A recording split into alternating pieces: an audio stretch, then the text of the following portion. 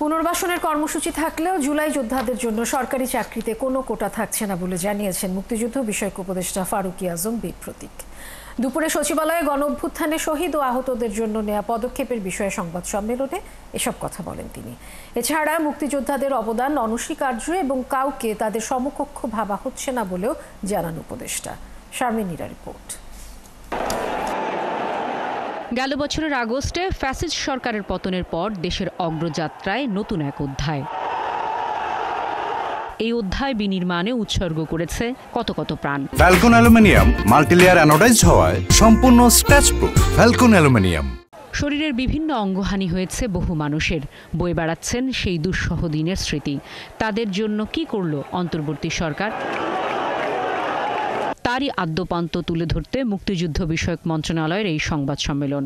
গেজেটভুক্ত 844 জন শহীদ আর 3 শ্রেণীভুক্ত আহতদের জন্য আর্থিক সহায়তার কথা জানান উপদেষ্টা। বিধিমালা অনুযায়ী সরকার প্রত্যেক শহীদ পরিবারকে সঞ্চয়পত্রের আকারে এককালীন 30 লক্ষ টাকা অনুদান প্রদান করবে। ক শ্রেণীর জুলাই যোদ্ধাগণ এককালীন নগদ 5 লক্ষ টাকা অনুদান পাবে, যার 2 লক্ষ টাকা করে সর্বমোট 9,86 লক্ষ টাকা ইতিমধ্যে প্রদান করা হয়েছে। খ শ্রেণীর জুলাই যোদ্ধাগণ এককালীন নগদ 3 লক্ষ টাকা করে অনুদান পাবেন, যার 1 লক্ষ টাকা করে মোট 9,08 লক্ষ টাকা ইতিমধ্যে প্রদান করা হয়েছে। গ শ্রেণীর জুলাই যোদ্ধাগণ এককালীন নগদ 1 লক্ষ টাকা অনুদান পাবেন, যার 1 লক্ষ টাকা করে মোট 106,42 লক্ষ টাকা ইতিমধ্যে প্রদান করা হয়েছে। প্রশ্নের জবাবে বলেন, জুলাই যোদ্ধাদের জন্য ফ্ল্যাট বা সরকারি চাকুরিতে কোটার কোনো বিষয় নেই। এই কার্যক্রমের ভিতরে ফ্ল্যাট দেয়া কিংবা চাকরির কোটা দেয়া এইসব বিষয় নাই। পুনর্বাসনের কর্মসূচি আছে।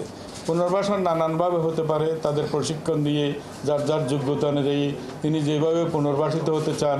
প্রশ্নের জবাবে বলেন, মুক্তিযোদ্ধাদের অবদান অনস্বীকার্য, কাউকে তাদের সমকক্ষ ভাবা হচ্ছে না বা উচিত নয় বলেও জানান উপদেষ্টা। মুক্তিযোদ্ধারা মহান, তাদের অবদান এটা অনস্বীকার্য, এটা সার্বজনীনভাবে চলবে, এটা নিয়ে এখানে এই প্রসঙ্গটা আসা ঠিক নয়।